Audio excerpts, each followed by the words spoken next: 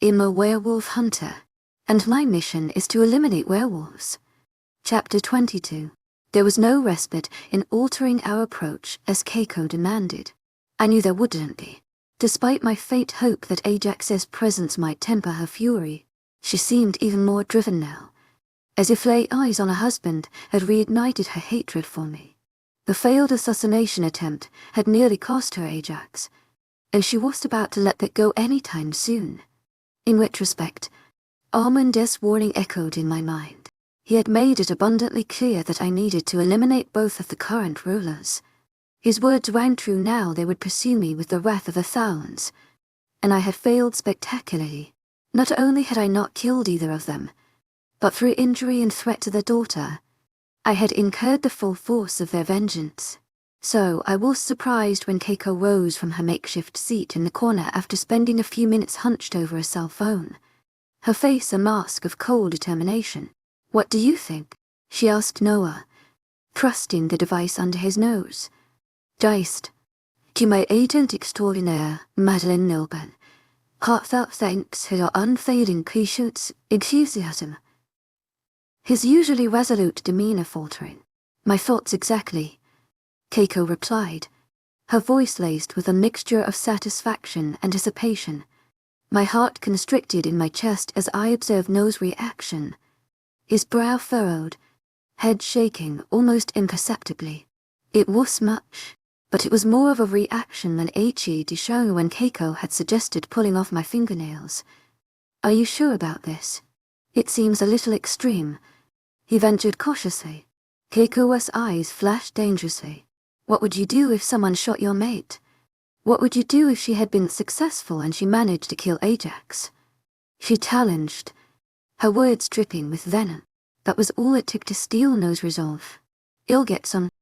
His hesitation evaporating. I should have been frantically searching for an escape route or at least something sharp to defend myself if I ever managed to break free from my bindings. I found myself staring down at my left hand, where two little stumps no longer had nails. It was a surreal sight, the blood and empty nail beds a stark reminder of the torture it endured.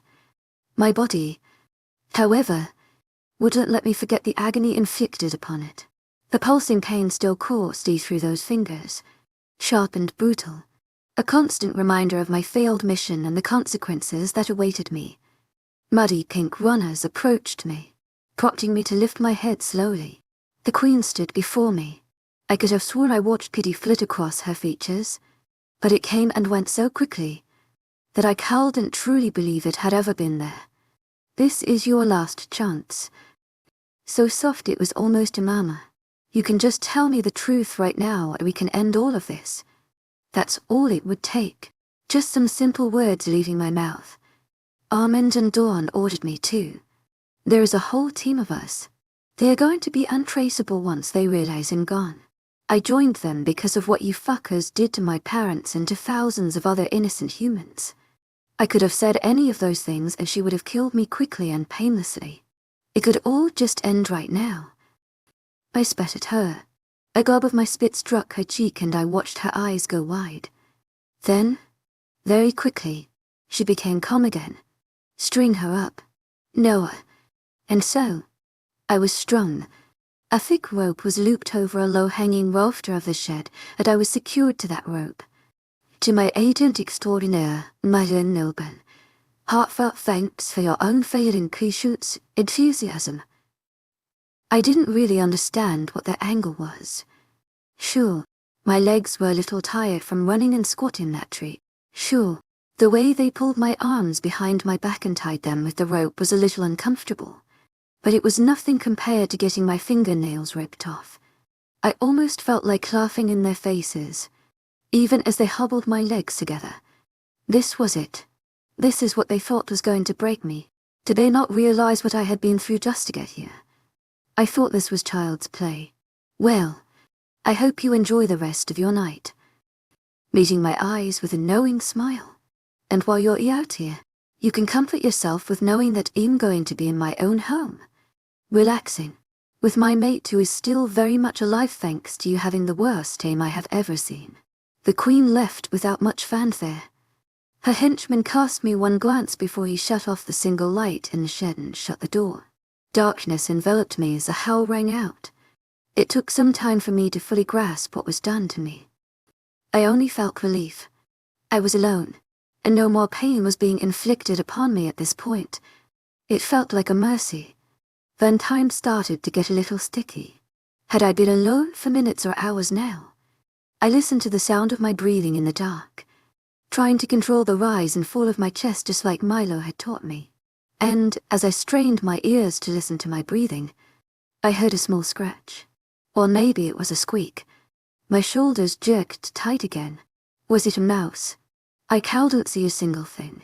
If it was a small critter, and it decided to crawl up my pant leg, I stomped both of my feet as hard as the hobble would allow as a deterrent. But, without my eyes, it felt like my ears were working overtime. What was that? It sounded small. Was something getting closer to me? Maybe it was a mouse. Maybe it was a spider. Or maybe it was one of the werewolves, just beyond the door. A werewolf could be circling the shed right now, waiting for me to do something rash. And God, right now, I did want to do something crazy. I felt like screaming and thrashing because my mind was now certain that bugs were crawling all over my skin and chewed up my legs beneath my clothes. Breathing. I needed to breathe, because the mind was a powerful thing and it could convince anyone of anything. I sucked in a hard, long breath, making sure that every centimeter of my lungs was full. Then I held my breath and counted to 10. Then a slow, steady exhale until I felt entirely deflated. I was okay. I was alive. Nothing was happening to me right this moment. But they had been so close, and so many of them, for so long. Was it possible that Drain had already taken my mind? It happened so slowly with my parents, but I had literally been surrounded by werewolves hours. I mean, they could be around me right now, just outside the shed. Could I get Drain through walls? Was that even possible? And if I was already dealing with Drain, was any of this even real? Maybe I was already like my parents. I could be getting pushed around in a wheelchair right now with spittle on my chin.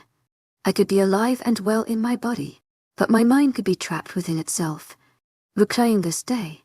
Who knew how many times I already lived through this? I was spiraling. I could feel it in my belly, hear it in my thoughts. I was falling apart at the very seams. What a clever Queen Keiko was, leaving me trapped and in the dark, knowing that I could tear myself into little shreds, as she wouldn't even have to lift a single finger. I was just tired. I was exhausted in my bones, and the darkness and the threat of tomorrow were messing with my mind. But I would be okay. I had been awake for over 20 hours at this point, and I just needed my rest. I focused on my breathing again. I didn't allow my mind to stray for a single second. In enthusiasm, in and out, feeling the lungs expanding and compressing. The swirling in my mind was easing. Each breath came a little smoother. My eyes fluttered shut. My knees softened as my body tried to lower me to the ground. I just needed a little bit of sleep and I could form a proper plan in the morning. The rope binding my arms together jerked tight as my body slumped. My shoulders and tendons screamed at the awkward angle. My body jerked upright, my eyes flying open. I could not sleep standing up and I couldn't function without resting. It would seem that I had underestimated the Queen of Werewolves greatly. This was going to be the longest night of my life, and it started with me letting out a manic laugh that would have chased even the toughest werewolf away. Chapter 23. Step. Step. Swing. Step. Step. Swing. It was repetition that got me through the night. Or was it day now? There were no windows in the shed. It could have been midnight or daylight. Or the sun could have fallen from the sky and I wouldn't have known any better. And a part of me was comforted with the fact that the world only consisted of me in this tiny shed. So, I just shuffled right until my arms ached from the pressure.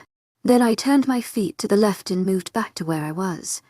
I found out that if I focused on the subtle movements of my feet, I didn't think about other things. Like the violent rumblings of my stomach and how long ago I had eaten. Like Drain, which had either already taken effect or was going to be doing so shortly. Like the fact that I had two very angry werewolf foils that were going to do anything to get even a lick out of him from me.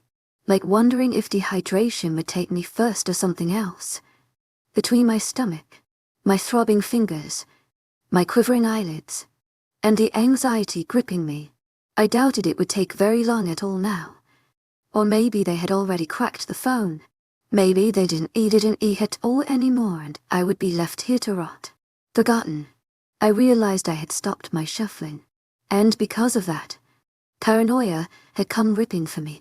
Step, step, swing. My legs faltered a little bit.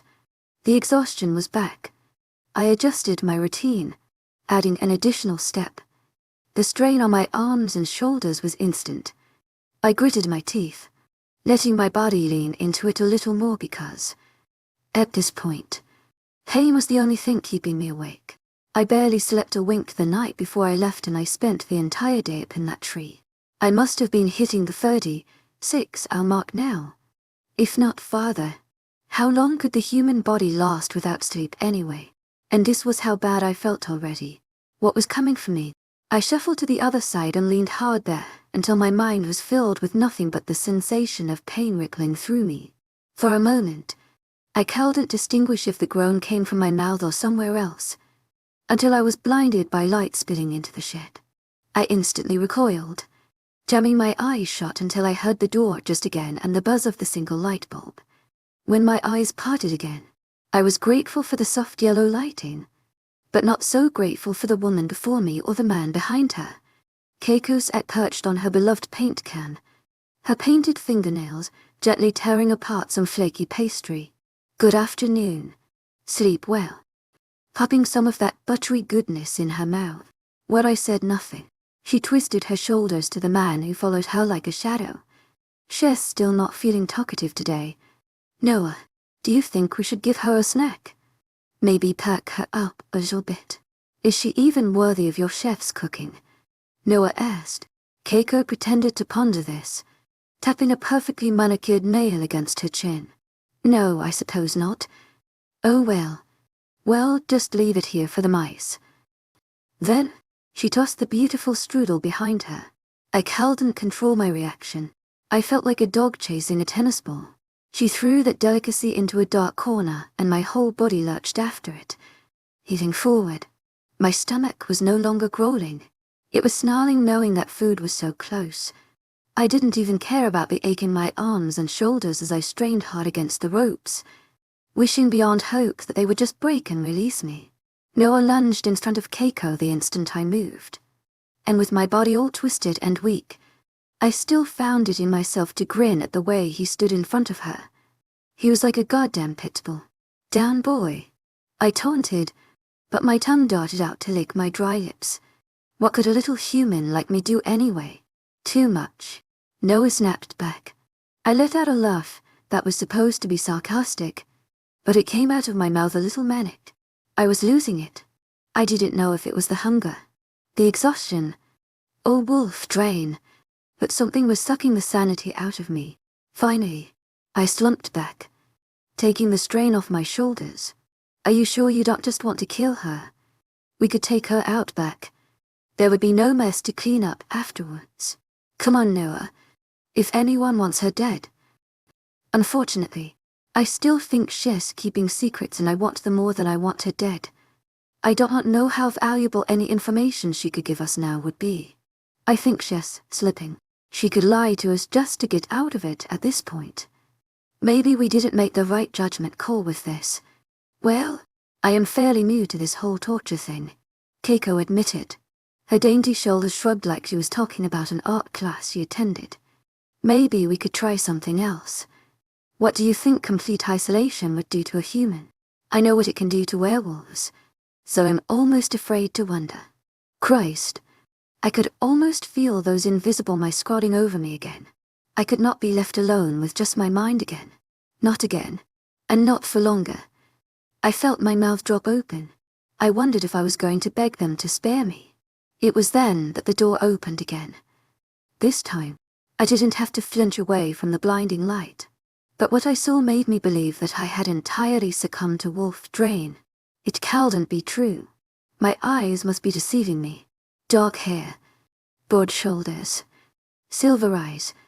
To my agent extraordinaire, my noble, heartfelt thanks for your unfailing patience, enthusiasm.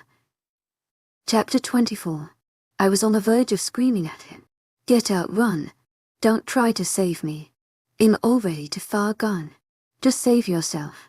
Because the only reason he could be here was to rescue me. My mind convinced me that he had somehow followed me here, thinking I was acting strangely and had witnessed me getting kidnapped. Oh, Alan, Keiko said, waving at him, waving him into the shed like she knew him, like he was just some human with a hero complex. But she didn't know his name. For a second, I wondered if I had confused myself, if my mind was too muddled to know who was standing right in front of me. My eyes darted back to Ryder, back to the man I had kissed so roughly in my own home, the man who had taken me to snuggle kittens. I knew him. I knew the sound of his laugh and the feel of his hands. It was him. It had to be. And I watched him take in my state. He ran his eyes over me, a brief second of recognition filling his features before it vanished into nothing. It was just gone. Then there was vacancy. No lip curled in disgust. No narrowed eyes. No concern. No panic. Just completely blank. Not the face of a hero who had come to serve justice. Ajax called me in. He said that you caught one of them, Ryder said. And hearing his voice was just another confirmation. Another punch to the gut that it was in fact him. I didn't know him for long, but I felt like I could pick his voice out of a million. Like a rabbit in a snare, Keiko said, grinning. Her dainty hand with a fat diamond ring gestured to me. I would like to introduce you one of the werewolf hunters that has been terrorizing us. She just happened to shoot Ajax with one of her arrows. So now she's enemy number 1. Keiko then turned to me, the grin remaining glued to her features. What a special treat for you. You see, Ryder Allen is the man we have to go after scum like you. She has been studying your little werewolf hunter gang for as long as you have been around. Hell know just how to make you crack. Look at her. Noah piped up. She looks like she's going to piss herself already. Noah might have been right if I believed what was before me. But it was also impossible. Ryder was human. He had to be. I would know. I was sure hell. But I had been training for years. There's no way one could be hiding right under my nose. In my own home. And he would know nothing about werewolves because so few humans did. This was just a game. My mind was cracking. It could have been the wolf train, the dehydration, the hunger, the lack of sleep, of a combination of all of them. It didn't matter. This was true. Ryder was not here. It was just some man and I was letting my mind get the better of me. I lowered my gaze to the floor and took 3 breaths in an effort to steady myself. Are you sure she's a werewolf hunter? Ryder asked. His voice swirled in my head and I jammed my eyes shut. This was happening. Well, she was the one running away through our lands in the dead of night with a silver knife in her hand right after my mate had been shot with a silver arrow. I would say all signs point to her, Keiko stated. And if she was the one who shot him, she's going to know who did. Obviously she was ready to kill. One way or another. I just kept my gaze on the floor and focused on where I could control my breathing. In and out. In and out. This nightmare would end eventually. I just had to get over this hurdle. That's all this was. A blip. A twist of the mind that would pass. My suffering would end soon enough. Was there anyone else in the woods? It seems odd that this would be a solo attack. I don't want to put all of the blame on a single person. Or maybe even the wrong person. If there are others. Ryder pressed. There it was. There was the proof that my mind was slipping. Ryder's voice was never that flat. It always buzzed with enthusiasm, wonder, humor. It was never so monotone. No one else was found. After we dragged her back, I sent out 3 teams to search the area. Not even another scent trail was found. I don't doubt that she's working with others, but she was definitely the only one on our lands at the time. Keiko confirmed. There was a moment of silence, and in the dead quiet of that shed, I felt like the ringing in my ears was becoming violent. I had to do something. Anything. Step. Step. Swing. I fell right back into my night habit without giving it a second thought. How long have you had hair like this? Ryder asked. I kept moving. Didn't even flinch at the sounds invading my mind. Lies. All of it was lies. To my agent extraordinaire, Madeline Nilben. Heartfelt thanks for your unfailing patience, enthusiasm. Close to 20 for hours at this point, Keiko admitted. When was the last time she had anything to drink, something to eat? It was still so flat.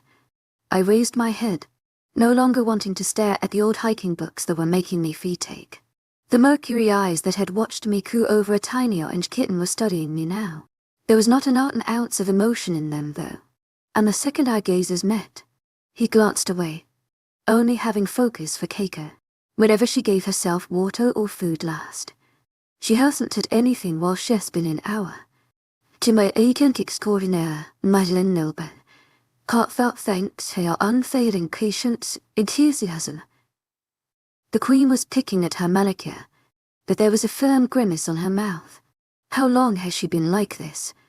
To my agent extraordinaire, Madeline Nilben, heartfelt thanks for your unfailing patience, enthusiasm. She shrugged. Hard to say. In thinking that it started sometime during the night. She had a lot more fight in her yesterday than she does now. Maybe we pushed her too far. We might not be able to get sound answers from her anymore. That's my fault. She shot my mate with a silver arrow. And Clementine was outside. She could have. I understand, Ryder said. Maybe we should have waited for you. But my emotions got the best of me. I just wanted to make her suffer. But now, you do what you think is best. Ryder approached me. I sized up this image that my mind had created and almost marveled at how inconsistent my imagination was to reality. Ryder was not stoic. He wouldn't be able to look at me in this state without flinching. His mouth wouldn't be in a firm line as he untied my wrists from behind my back. But there were some things that my brain did get right. He sent the way my skin tingled every time we touched. Are you sure that's a good idea? Keiko asked. I don't even know if her legs would carry her out of this shed. To be honest, Ryder explained. His touches on my flesh were brief, and doing the knots with efficiency. If we want anything out of her, we need to get her head on straight. Once the brain starts to slip, it's hard to tell fact from fiction. Was it ever? My arms fell limply by my sides as soon as the rope was released. The feeling of having them in a normal position was heavenly, blood rushing through my veins in excitement. But, as if to prove his point, my legs gave out. The exhaustion caught up to me, no longer being held at bay by searing pain or consequences. I fell right against Ryder, feeling an arm curl around my waist to support me. My hands flopped forward without a pint of grace onto his chest. Warmth flooded my body, as if it had already forgotten what had happened to it. Who did this? Ryder rumbled, his voice low, when I was able to hoist my head upward. I saw his gaze locked onto my fingers and the bloody stumps where my nails had been. I did, Noah stated. I was released from Ryder's grip, my body swaying weakly, and Ryder was lunging at Noah. Chapter 25. For how prepared Noah was to take me on. He was not prepared for Ryder. He came at him like lightning striking. Ryder grabbed Noah just under the ribs and threw him down to the musty floor of the shed with a fleshy thump, making Keiko shriek and jump out of the way. The two of them were brawling while I was sinking to the floor ever so gently, my head pounding and my body aching. It was hard to process what I was seeing. My eyes were blurry. My brain was murky. Someone threw a punch. Someone else blocked. Ryder was on top for a couple seconds. Then Noah wrestled him to the ground. There was shouting coming from both Keiko and Noah. But it was Ryder that was silent. Teeth gritted and hands clenched into fists.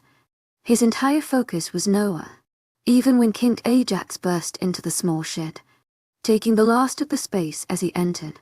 What the hell is going on? The king snapped. Neither of the two seemed to even notice he had entered, but Keiko just sighed. I don't know what it is with your species, but there is always a need for fighting. I figured the two of them would get whatever it is out of their system. Ryder just snapped when Noah admitted to pulling her fingernails out. Which is stupid. If HES going to be mad at anyone for that, it should be me. I was the one who ordered it. Ryder's head snapped up at this. The brief pause gave Noah a chance to land a solid punch just along Ryder's jaw, sending him sprawling. Noah took the second to dart out of reach, but Ryder now only had eyes for the Queen. You ordered it, he demanded, blood gleaming on his teeth. To my agent extraordinaire, Madeleine Nilben, heartfelt thanks for your unfailing patience, enthusiasm. Who else would have? Keiko barked. Now if you two are done, we can carry on. But Ryder was done. At the confession, he staggered to his feet, the blow to his head obviously disorienting him. It wasn't enough though. It was slower and more sluggish than I anticipated. But he was going for the Queen next. I knew the real Ryder wouldn't have put his hands on her.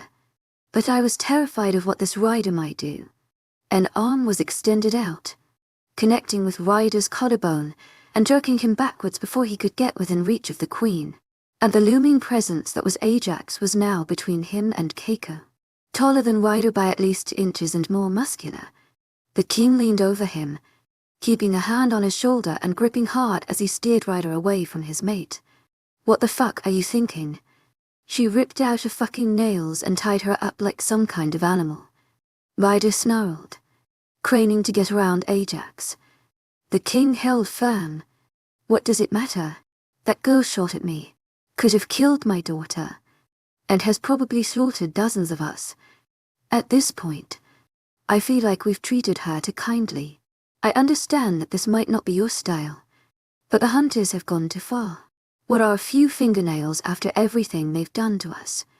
It's just fucking barbaric, Ryder muttered, scraping a hand through his hair. Was he shaking or was it just my mind? Sebastian, was any of this real all? If you have an issue with it, you can take it up with me, Jack stated, releasing Ryder and folding his thick arms over his chest. If you think for a second, I'm going to let you put a hand on my wife, your Queen. You're out of your mind. Ryder let out a hissing breath, turning away from the trio as Noah collected himself, brushing dust off his shirt and pants. I watched the whole interaction from the floor, feeling like I might vomit or pass out or scream at any given. I tried my best to think of my parents then, to think of my real life. If this was Wolf Drain, maybe I could pull myself back into the present by focusing on it. Maybe I could escape this nightmare if I was just able to identify it for what it was. I jammed my eyes shut for extra measure, but when I opened them again, I was still in that godforsaken shed with all 4 of them. I'm sorry that I took things into my own hands, Keiko said, bringing my focus back to her. Even surrounded by all these hulking men that had just been fighting, she was not overshadowed. I understand that this might not be the way that you do things, and because of my impulsive choices, I might have damaged our chances with this one. She glanced at me out of the corner of her eye. She must have seen a fragile creature, teetering on the edge, because she quickly glanced away. I also know that this is personal for you, so do what you have to do. Are you sure that she was the one? Ryder pressed. You are absolutely certain. She was the only one in the woods. To my agent extraordinaire, Madeleine Nilben, heartfelt thanks for your unfading patience, enthusiasm. And she was running with silver in her hand and has pretty much confessed to it. I don't know what other proof you need, Keiko explained. What is going on with you? Ajax demanded. I've never seen you like this. You attack Noah and now this. You are not the same man that dealt with all those other hunters. Ryder said nothing, and the mask that was unlike his normal self fell back on. Not a glimmer of emotion. Ajax took the silence as all the answer he needed. When he turned to face me, I was sitting right where they had left me, barely even able to engage my core enough to stay seated. Fuck it. Let's just get rid of her and be grateful that nothing really came out of it. We'll raise security, and the next time one comes onto our land we'll wait for you. Then Ajax drew a knife and stepped towards me. "No, Ajax. I swear to God, I will kill you," Ryder blurted. The king froze. I stared at the shining blade of the knife.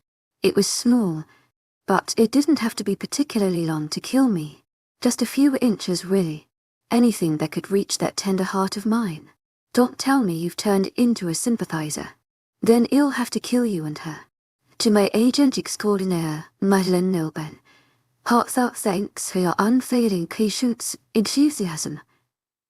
Ryder repeated. "Yes, my mate. If you lay a hand on her, you're going to have to kill me too, because I won't be able to control myself." Chapter 26. There was a moment of stunned silence. Keiko's mouth flopped open. Ajax became very still. Noah looked like he wanted to melt into the background. The only sound I could hear was my own breathing. Then Keiko finally said, "Tell me that you're lying to me. Please." Her voice didn't sound the same it had before. Ryder shook his head slowly. I felt my body drifting closer to the floor. My core no longer able to support my chest. I sprawled out on my side. In the back of my mind, I wished that I was well. I wished that I was strong enough to leap to my feet and grab the knife from Ajax while he was distracted.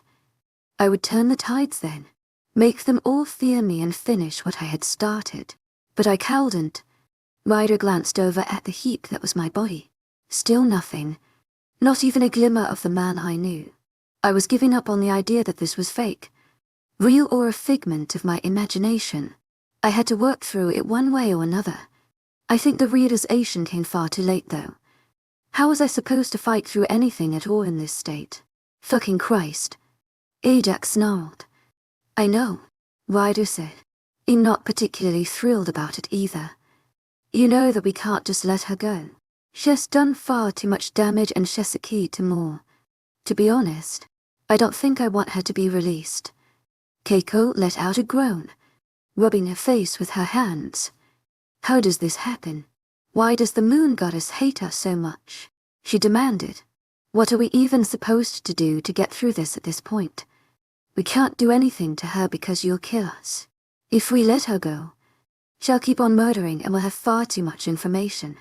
Silence fell once more, and with no words to provide distraction, I was suddenly very aware of the sharp pains raining down on my body. The pounding in my head was not nearly as dull as I thought. My stomach felt like it was twisting over itself, knotted and pulled tight. All of my muscles, depleted of water, seemed to be cramping to their smallest size. A protest. I groaned, curling my weak legs towards my chest. Honestly, a slit throat at this point would be the most humane way to deal with it. Ajax reasoned. "No," Ryder stated. "Well, then what do you suggest, because I don't feel like we have a bounty of options at this point." I could hear my heartbeat in my head for the 4 pulses of silence that passed. "Hades," Ryder said. The response was instant. "No, absolutely not." Keiko gasped. "It's the only sound option," Ryder continued, like he hadn't heard either of them. "Listen, we all know that we can't just let her go. There's been too many lives lost. The damage that has been done is unforgivable, and the community would be in a fit of rage if they knew that we just let her go. Hell, I won't let you release her at this point. But I know what will happen if someone puts their hands on her. If Hades is able to see anything at all, then maybe he can decide if she can be released. And if not," Keiko prompted softly, "then at least when I try to defend her, we all know that Hades will walk out of there alive. It's barbaric," Keiko whispered, "but it will work, and neither you nor I will be held accountable for what Hades decides." Ajax reasoned. "This is ultimately a situation where both sides cannot win. You two can't seriously be considering this." Keiko protested. "We are offering her a quick and just death, and we are keeping ourselves safe from the frightening sight of the mate bond." The king continued. "Do you have any other ideas?" She deflated no. "Then we are going to put them together in a holding cell off the property, get some food and water into them, and call Hades to do what he does best. If we come up with a better solution in that time, then we can implement it. But we can't keep it teetering on the edge of death." But what about Ryder? It's his mate. And it's his idea. This is a tricky situation. We can only do the best we can. For a moment, when my dizzy little head looked at Ajax, I didn't see this intimidating man of brawn and confidence. I saw a face that didn't have a single wrinkle yet, flaming hair that had yet to even have a strand of grey, and I saw a young man who looked very much like he never wanted to be king at all. Chapter 27. My fate was being delayed. I didn't entirely understand why, but I also didn't think I had the capacity to ask. To be fair, I could barely understand the words being spoke around me. I saw Ida move, like he was coming towards me, but when he froze, it was Ajax that stepped forward. My body felt like a bag of bones and blood in his arms as I was scooped up. The shed that I had come to hate was left behind and I was brought outside. The sun was still high in the sky, but my sense of direction was skewed. Was it sunrise or sunset? How was I even able to tell? To my agent extraordinaire, Madeleine Nelben, heartfelt thanks for your unfailing patience, enthusiasm. Rumbling snarl made me jerk my head around in his arms. A grey wolf was bounding towards us, teeth bared, ears back against its head. So this was where I was going to die. For all KOS talk and the mention of someone called Hades, this seemed quite reasonable really. I waited to Ajax to dump me on the grass so the beast would have better access to finish me off. Keiko just raised a dainty hand and the wolf skidded to a hard stop.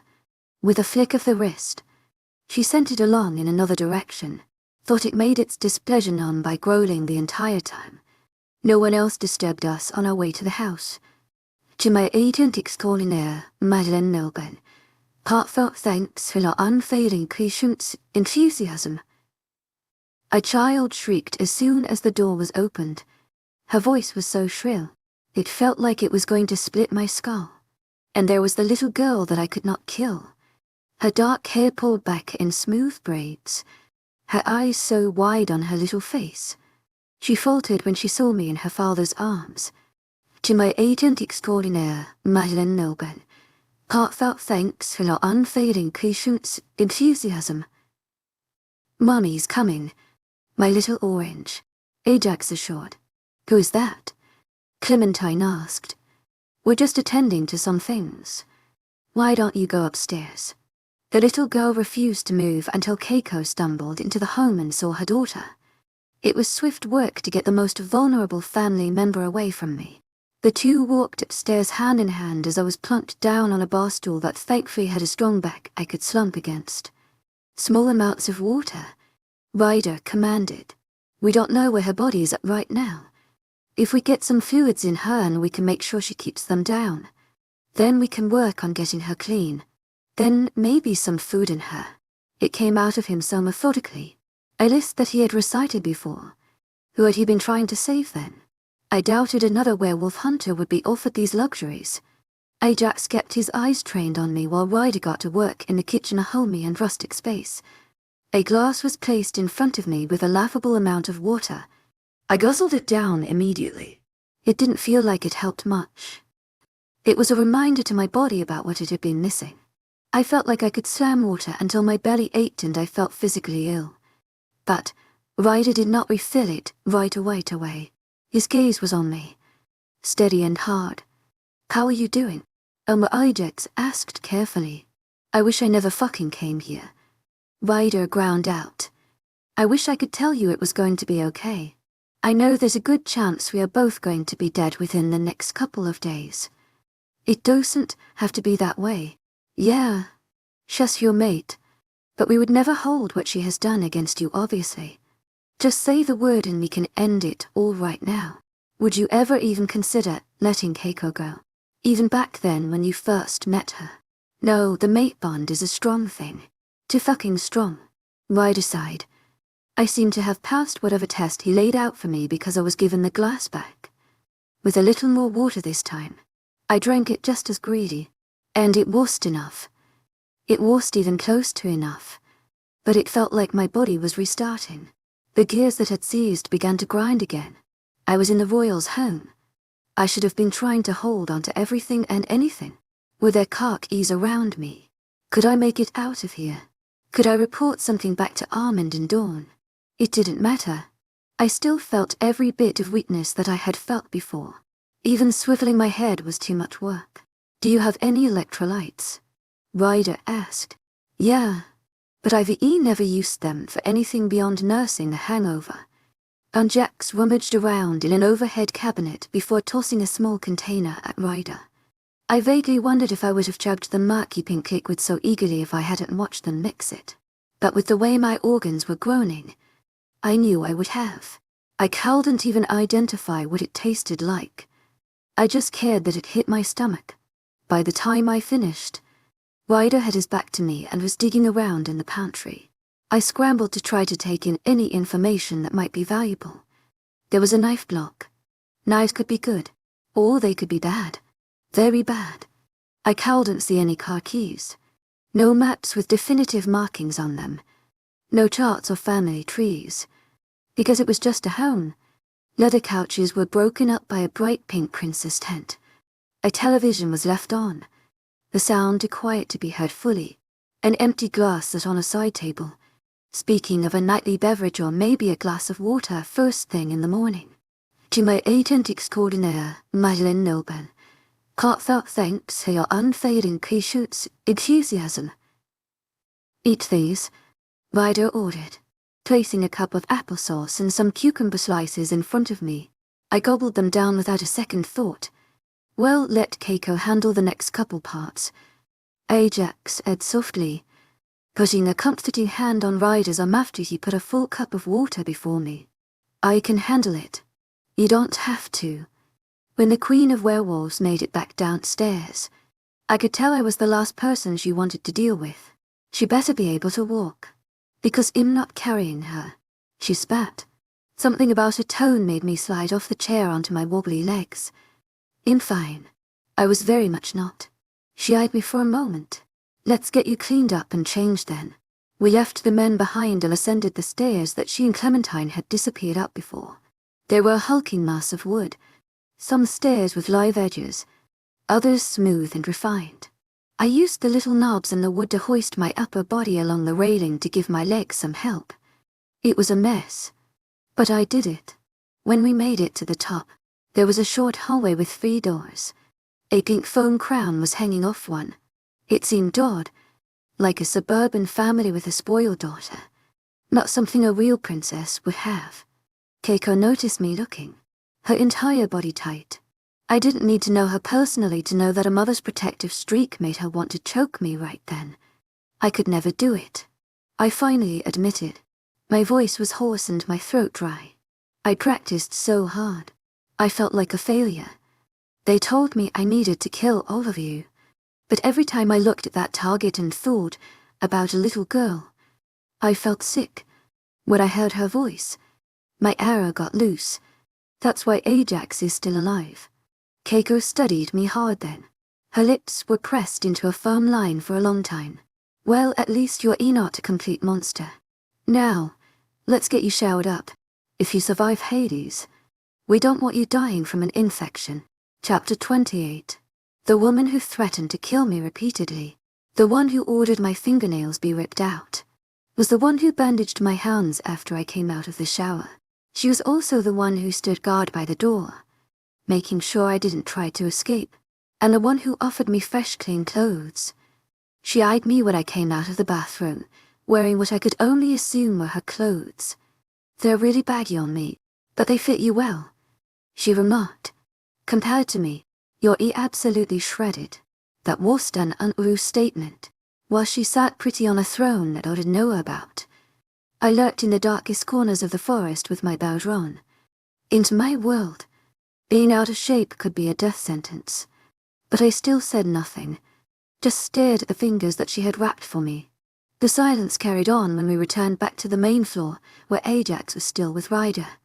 I tried to meet Ryder's gaze, but he kept his eyes trained out the window above the kitchen sink, staring at the quiet forest that surrounded the cabin, probably wishing he was anywhere but here.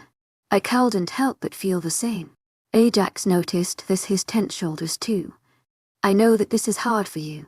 I can't even imagine what you're going through. But the offer still stands. You say the word and I will be happy to make this all just. Go away. No one would have to know. It could just stay between the four of us. Ryder's jaw flexed. Where's Hades? I just saw him in town a few days ago. He got called away.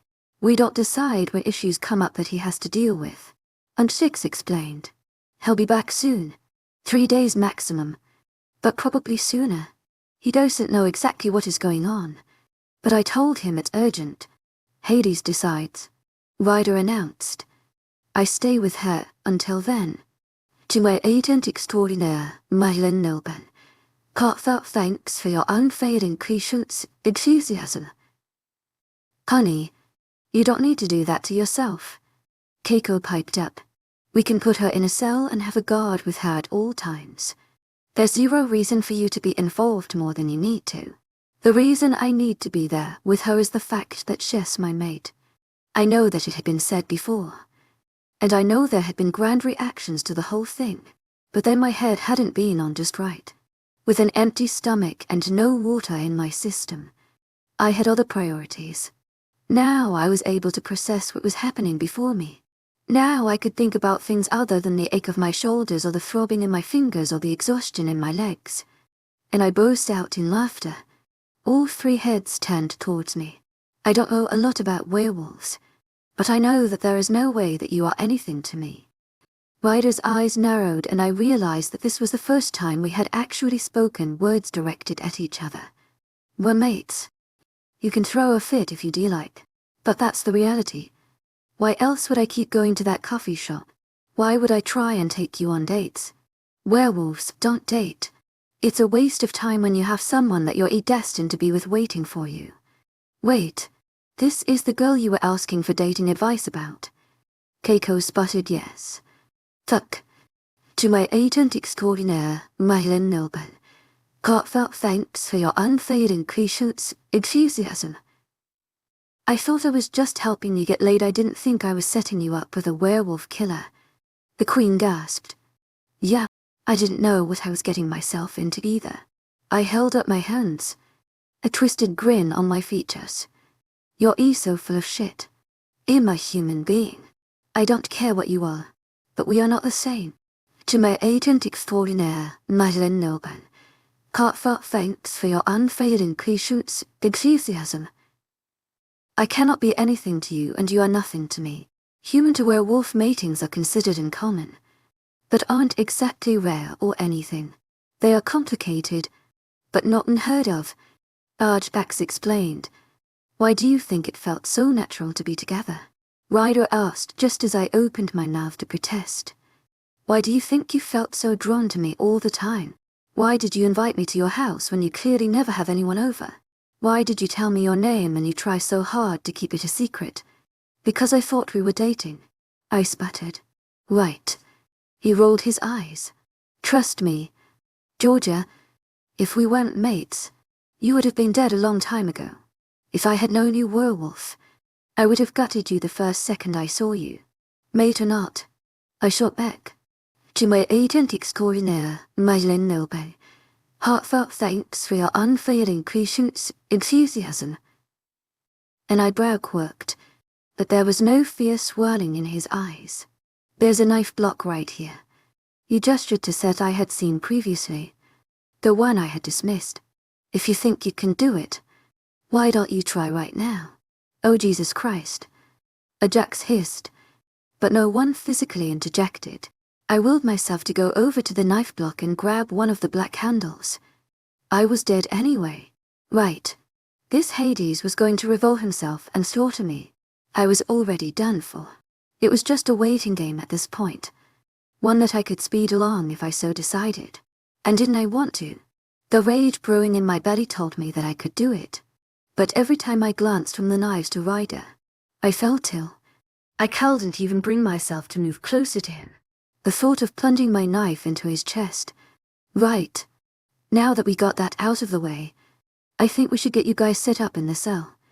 Then, whatever you two need to do to each other, you can, Ajax blurted. Who had been rummaging in the kitchen drawers now came beside me. Her movements were quick as she rapped on wrist in a thin nail on. The second I registered what she was doing, I rolled my eyes and offered her my other hand. Maybe I could have caused more of a fuss, but I knew there was no way I was winning in a battle of 3 against 1. It was decided that Keiko would be remaining here with Clementine while Ajax escorted us to the cells. Whatever and wherever those were, Ryder no longer seemed so chatty. No one spoke a single syllable as we made it outside the cabin again. Ajax approached a massive SUV, swinging a back door open. I stalled on the porch. "Get in," Ajax said, losing a pinch of sweetness that I was noticed he had around his mate. "I'm not looking to do a leisurely stroll right now. The sooner I get rid of you, the sooner I can come home to my daughter." Ryder didn't even glance at me. He climbed into the behemoth without a second thought. When Ajax narrowed his eyes at me, I took in his hulking form. It wouldn't take much effort for him to toss me over his shoulder. I could scream and thrash, but a man of that size and of that strength probably wouldn't even notice. I ticked my chin up, stomped up to the vehicle, trying to not flinch when Ajax gripped my arm to help me onto the back seat. Once I realized how far the destination was from the main cabin, I was stunned by how much land the royals had under their territory, though it wasn't clear if they actually owned it or just guarded it. About 15 kilometers down a windy and dusty gravel road, we pulled into a short driveway and there was a small, locked-in building. There was no delay getting us inside. From the outside it was nothing more than a dumpy outbuilding you would find in a farmer's field. Enthusiasm. From the inside, it was a simple space with 2 separate rooms. One was something of an office. I assumed it was where a guard would be stationed now that there were actual prisoners in here.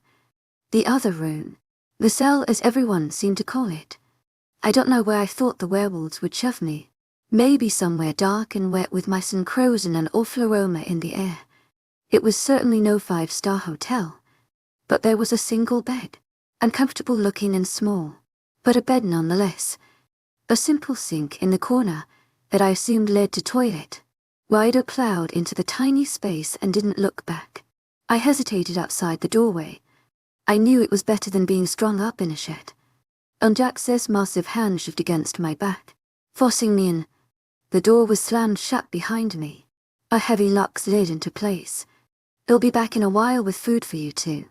Try not to kill each other," Ajax shouted.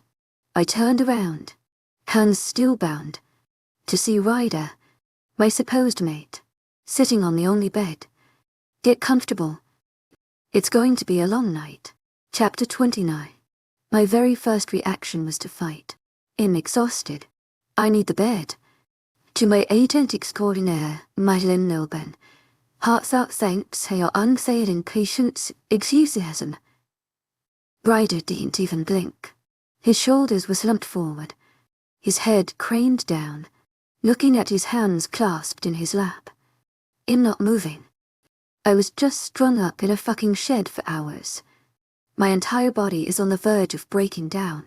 Get off the bed so I can lay down. You wouldn't be in that position if you didn't go around killing innocent people, which I feel is setting the bar pretty low. Werewolves, I corrected instantly. I don't kill people. I kill werewolves. As if it's any different. Ryder snapped. You're breaking apart mates, tearing families and packs down. Each death is a mark on the entire community. It's still alive. Barely. Ryder met my eyes for a brief moment. Then he slumped once more. It was like he didn't have the energy to even acknowledge me anymore, which was fine by me. It was like there were 1,000 things I wanted to talk about either. I certainly had a million questions roving in my mind, but they all seemed so small now. Was any of it really important if my days were numbered anyway? I tossed one last glare at Ryder, which he either blatantly ignored or didn't see, then climbed around him to get on the bed. It was lumpy and a little too stiff beneath my knees, but after what I had endured, it would do. Hell, it seemed like a luxury, even with the rough sheets under my palms. What are you doing? Ryder asked, like I was a skunk trying to snuggle him. I rolled my eyes. I'm tired.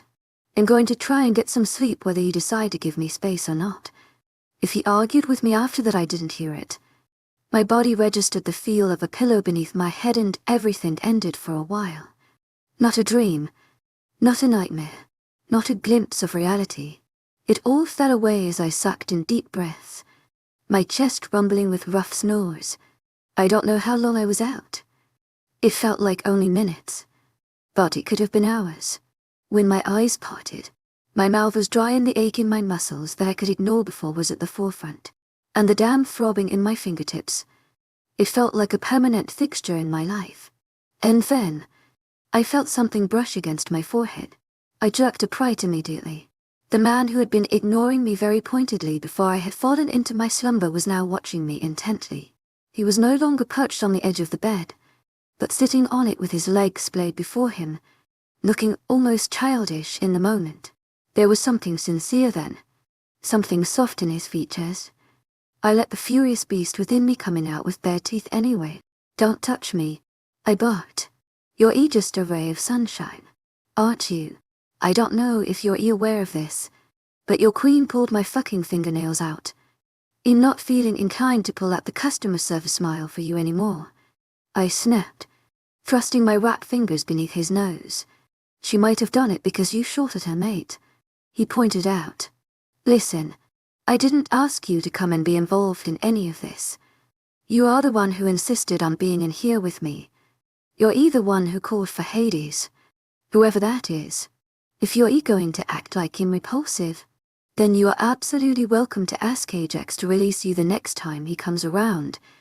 To my aged extraordinaire, Myelin Nilben, hearts out thanks for your unfailing patience, enthusiasm." That made a bitter laugh pour out of Ryder. It was so strange to look at him now and think of how he howled in frustration on the couch beside me when I repeatedly beat him at the racing game. Where had that man gone? "George, if I could leave you behind, I would. Don't give me some stupid pet name," I snapped. "Why? Because it reminds you of our time together. It makes you think about how you kissed me and were grinding on my lap." He shot back. "Because it makes you feel like we're a couple. To my aged extraordinaire, Madeleine Nilben, heartfelt thanks for your unfailing patience, enthusiasm." Just get away from me. It was supposed to be a show for force and rage, but when I heaved my body to my feet, I quickly became aware that a little rest, sun water, and a light snack was not going to undo what had been done to me. I wobbled sickly. He caught my elbow in the palm of his large hand. I felt my lips curl back at the touch. "You say awful things. You aren't even the same person I thought I knew. But you can't leave me alone. Because we're mates." I jerked myself out of his hold but knew better than to trust my body at this point. As soon as I was out of his grasp, I kept my chin high but sank against an opposing wall. If I looked as weak or as unbalanced as I felt, Ryder decided not to say anything about it. "We can't be anything. You are what I kill," I said flatly. "Unfortunately, I don't think the moon goddess cares." "The moon goddess," I repeated. "The deity that ties mates together. There's been thousands of moon goddesses since the beginning of time. The Egyptians had Isis, the Romans with Luna, along with controlling the moon. She is also entrusted to other things, like giving us mates, people we are destined to be with. We have evolved beyond needing the moon to shift into our werewolf forms, but she is still the one who gives us balance to mate them when things take too long. It's suspected that she's responsible for causing heats as well." I blinked once, studying him. It was absurd, every word that came out of his mouth. "You don't really believe that, do you? What else am I supposed to believe? I guess the workings behind it don't really matter, but there is no denying that mates exist. Where's your proof?" I demanded. "The fact that we are both alive.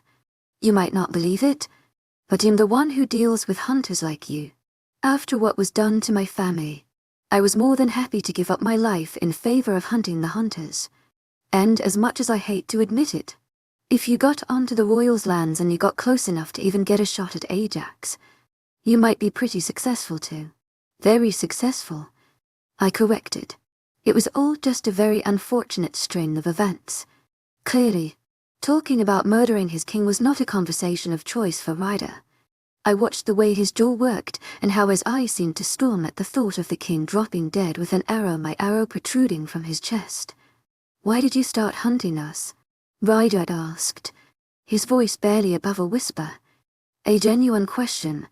I need to know. For the same reason you come after me. My family was taken from me. I won't get them back. But I will make you all pay. Chapter 30. Ryder was kind enough to untie me at some point.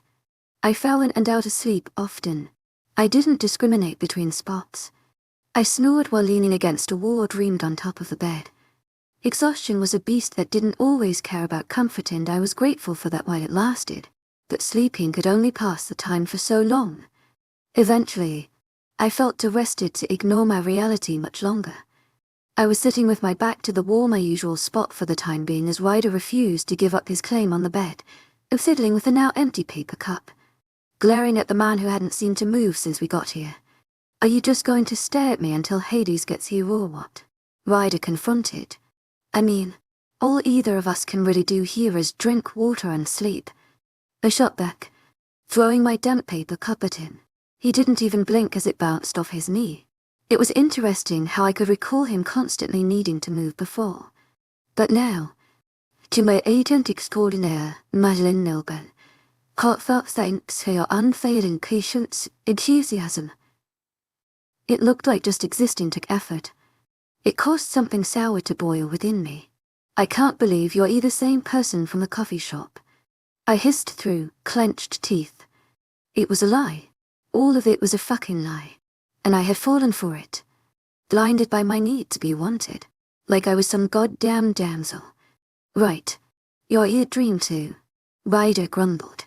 You don't even like kittens. For fuck's sake. I'm a werewolf.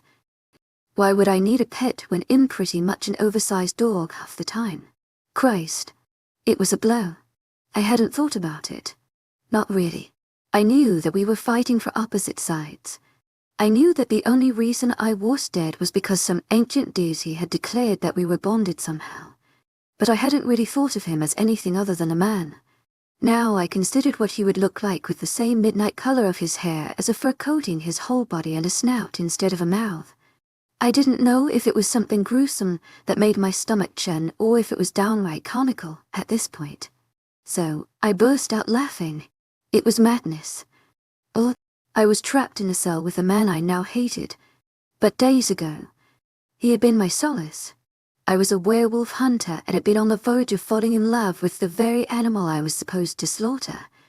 And now, given the chance to kill him, I couldn't force myself to raise a blade, to even grab a knife.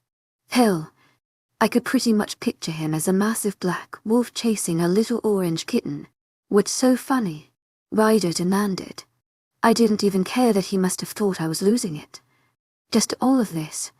It's such a goddamn mess. If 16-year-old me could see me now, she would probably just lay down and die. Not exactly the life plan you had for yourself. He taunted. My life back then was very different from what it is now. I confessed, losing a pinch of the hysteria.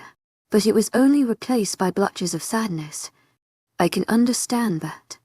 I never thought I would be here, like trapped in a room with a werewolf hunter. I guess that too, he mumbled. But more than that, I had a normal job before this. You know, one where I was running around cleaning up messes that you and your group left. Back then, I was trying to look widows in the eye when they sobbed or trying to explain to little kids why their mom was coming home. I let the jab slide, because he was offering something more useful than insults and barbs.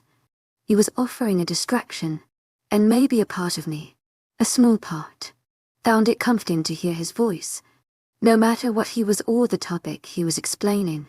What did you used to do? I just got signed on with the bike company Ravine. It felt like my dream job. I got to be in nature on a bike all the time, and I got to use my design engineering education. I traveled a lot, which is a little unusual for us, but it was amazing. I was barely 3 months in when it happened, when my family was killed. I don't think I really had a clue with what I was going to do. I admitted. I knew what was expected of me. Both of my parents were pretty successful. I was considering doing dermatology like my mom, or maybe following my dad. College was just kind of an expectation in my family, but I don't really think I had a clue of what I was getting myself into. All of the things that I thought mattered back then now seems really insignificant. Like what? I snorted. Everything. All those classes that didn't tell me how to place my parents in a home. Those friends that I thought were going to be beside me forever gave up on me as soon as things got hard. It felt like I just had to cancel twice for them to decide I wasn't worth a phone call. I sold the car that I worked so hard to get, taking my dad's Subaru instead. There was a wait silence and I started to realize what I had said and to who. Your parents are still alive. To my agent extraordinaire, Madeleine Nilben. Heartfelt thanks for your unfailing patience, enthusiasm. It was a snide question or a thorny response. His voice sounded closer to what I knew from before. There was a pinch of softness to it. It depends on what you consider alive. I reasoned, though I tried to stop it. The vile things I kept hidden even from myself came out immediately after. Sometimes I think that if they were family pets, we would have put them out of their misery by now. You know, I think of what my mom would say if she could see herself. Really see what she had become. I think she would want to be taken out of the world peacefully. My dad too. Always so sharp and so smart. Now he gets wheeled in front of a television while his day is spent in front of infomercials. I think that they would both feel like a burden and they clearly aren't enjoying their lives. Some days, I'm not sure they even know they are alive. And Werewolf did that. You're sure of it. To my parents and countless other people. Nothing was said for a while after that. Ryder gave up on his seated position and opted for lying down on the bed. I thought he would try and coax himself into sleep. But every time I walked by him, his eyes were open, burning into the ceiling. I just kept my mouth shut and refilled my water cup a little too often. The movement kept me away from my thoughts. Now that Ryder was no longer offering himself up as a distraction, my mind was racing. This was how I was going to spend my last hours on Earth. And this was who I was going to spend them with. All I could think about was the things I hadn't done, the words I hadn't said. How many trips had I bailed on because something else seemed important? Or just because I was tired? How different would my life have been if I made this choice instead of that one? Was anyone going to even notice if I was gone? Those few days ago, which seemed like forever now, I thought Ryder would be the one to panic over an open text messages. But now, the kind nurses would continue to take care of my parents. My brother would probably be thankful I had given up on him. And life would go on. For everyone expect me and Ryder. The heavy lock slid. I was on my feet just as Ryder was sitting up. The door swung open and there was Keiko with a tray balanced on one hand. I brought spaghetti, she announced awkwardly. I knew how she felt. All of the social norms now felt so wrong here. With nowhere else to put her offerings. She set them on the bed beside Ryder. Any news? Hades is on his way, she replied. Just please don't kill each other with the forks before he gets here. To my agent extraordinaire, Madeleine Nilben. Heartfelt thanks for your unfailing patience, enthusiasm. Neither of us said anything to that and the Queen left that soon as she could. I could tell her short sentence was weighing heavily on Ryder. He picked at his food. I devoured mine, wishing that this would not be my last meal. I thought of the fine pastries in Paris, the seafood in Spain. But all I really wanted was the meat sauce on plain noodles that my dad always made too much of. Soon, none of it would matter. I would be left to the mercy of Hades. But suddenly, all I could focus on was the warmth pooling in my belly.